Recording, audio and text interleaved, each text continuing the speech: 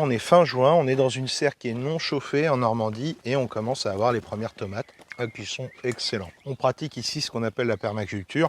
On associe énormément les végétaux entre eux. Là par exemple ici on a des basiliques grecs, qui est un petit basilic ultra puissant, très sympa au pied des tomates. Il va couvrir, coloniser le sol tranquillement, retenir un peu d'humidité, ce qui va limiter les besoins en eau pour ma planche de culture. Ma planche de culture, c'est vraiment la zone où je cultive. Ils sont sur 2 étages différents, on ne perd pas un rayon de soleil. Et en plus, ces basiliques ont tendance à repousser des nématodes ennemis des racines de tomates. Ça, c'est le genre d'association qu'on fait très fréquemment sur notre ferme. On est en non-travail du sol, c'est-à-dire qu'on ne retourne pas avec une charrue le sol et compagnie. Et on va chercher à imiter la nature, à complexifier le système plutôt qu'à le simplifier.